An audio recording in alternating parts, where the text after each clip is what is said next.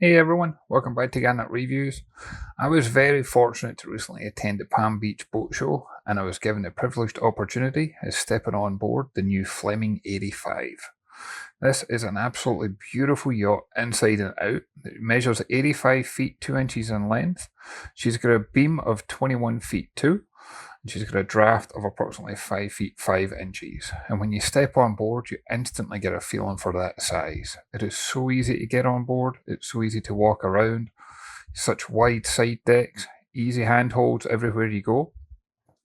I love the shine off of the hull, I love the way that they've got the woodwork finish.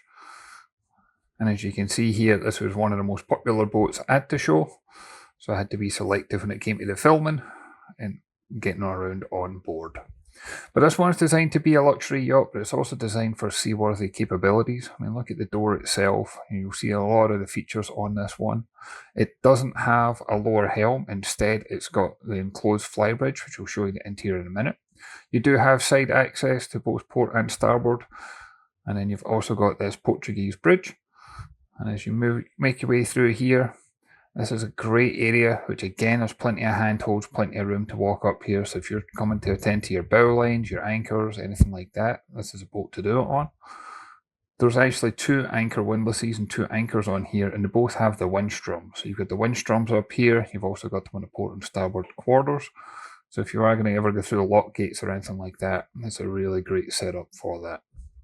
You can operate them here, but you can also operate it at the helm. I really like these pop-up seats that you've got, and you can also see behind that there's plenty of room on that deck that you could easily lay out. There's a number of storage compartments, and this would be ideal if you wanted to put some of those cushions, but you can also put ropes, fenders, things along those lines in here. And it's got that non-slip deck material. And then as you pan around, you'll see that's the enclosed flybridge, and it's also got that forward-looking infrared camera up there. So that way you've got the perfect night vision for 24-hour cruising.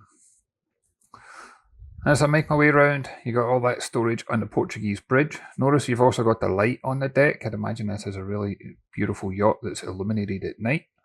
But you've also got that chrome handhold to the port side and the woodwork to the starboard. So as much as it's smooth and calm in here, I'd imagine it's very stable to walk around while you're out at sea.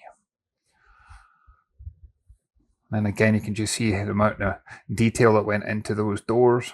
This is an extremely capable offshore cruiser. And instead of having the lower helm, you've got this large galley with a dining area. And I personally prefer this setup. If you don't need to worry about bridge clearance, I would always go for an enclosed flybridge. I'll show you that in a second. But this is fully air conditioned, large wraparound windows, plenty of natural light. I really like the woodwork that's in here. It's fridge freezer behind those doors. You've got your oven, you've got your stove top, double stainless steel sink.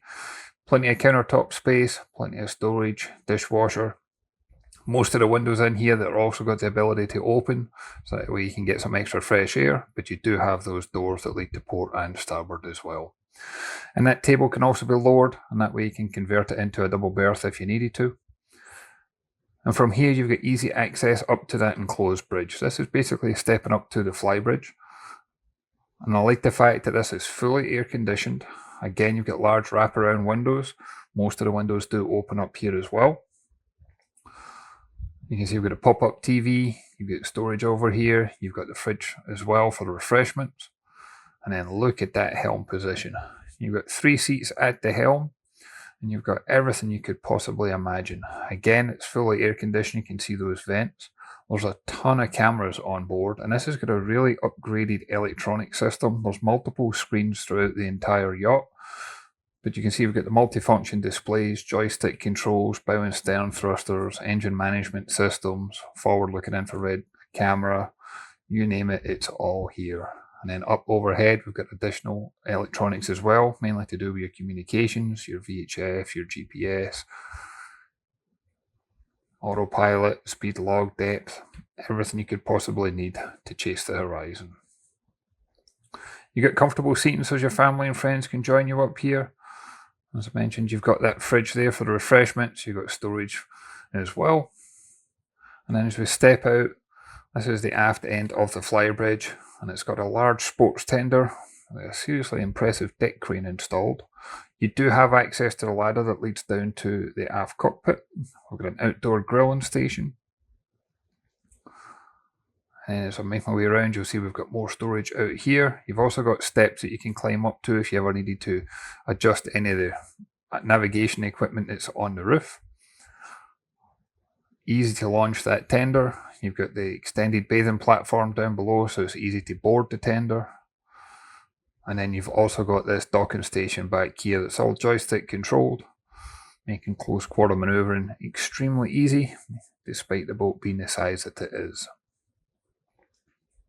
And I like the fact you've got side access from the helm to both port and starboard. If you are coming alongside, whether that's a dock or a berth or whatever, I like the fact that you're able to step out and communicate as well as just see in general and make sure everything's safe and secure.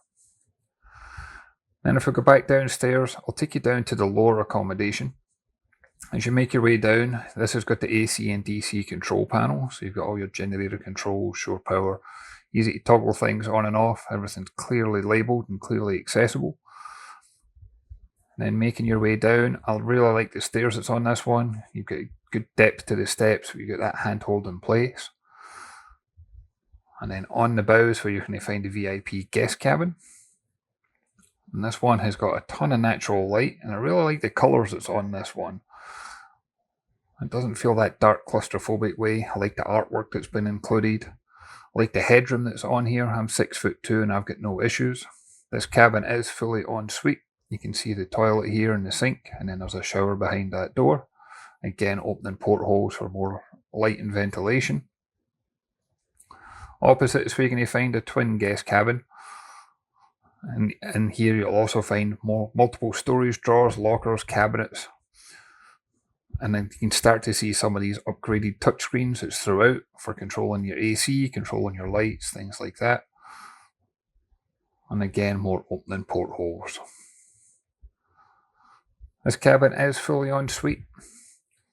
So you've got the toilet, you've got the sink, and then we've got the shower in here as well. And even for it being a guest cabin, this one's finished to such a high standard. Even the shower itself has got multiple shower heads and it's got that rain effect type thing to it. Everything has been seriously thought out, well designed, and installed to extreme quality. Behind those doors, you're going to find that this one's got the full laundry facilities. You got both the washer and the dryer. That way you're going to have clean clothes, fresh towels, fresh bed linens, things like that. And then once we move into here, you've got a very impressive stateroom. Large access to either side. You can see here we've got plenty of lighting in here. It takes full beam, and that's when you start to feel that advantage of the 20+ feet beam. This one was privately owned, so I couldn't open all the drawers and cabinets, but you do get a sense of just how much storage we have in this. And as you'd imagine from this stateroom, she is fully en suite. So you've got 2 sinks up here. Still got good countertop space, large mirrors, plenty of storage. You've got the toilet. And then as I pan round, you'll see we've also got that shower. And the shower's got a clever design where it's got that built-in bench, so that way you can sit down or you can stand up, whichever is more comfortable for you. And as well as accessing the stateroom the way that it did, this one's also got a stairway that leads up basically to the saloon.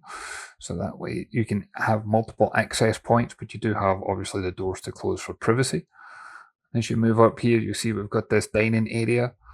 I love the large windows. I love the woodwork that's in here, the finish that's in here. You've got that saloon. And then there's also a day head, which is pretty much midships, easily accessible from all aspects of the yacht.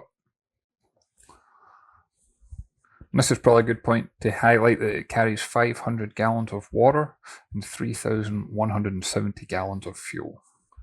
So for socialising, again, you've got more storage. You can have your coffee makers. You see you've got the wine cooler in here as well. Really nice table with that gloss finish to it. And then as you enter the saloon, you'll see that this one's got a large pop-up TV available as well. All sorts of entertainment systems, keeping all your family and friends fully relaxed on board. It's just such a comfortable boat that if you were looking to do extended cruising, this has got transatlantic capabilities. You're certainly going to enjoy yourself while you're on board. And from the aft cockpit, you've got an access area that leads down to the crew quarters and also to the engine room. And again, you can see these touchscreens that I referenced earlier. And there's additional laundry down here as well. So you get the washer and dryer up top as well as in here. And then you've got the crew cabin. And I had to be careful because this one was a privately owned yacht, but you can see that they've got plenty of storage down here as well.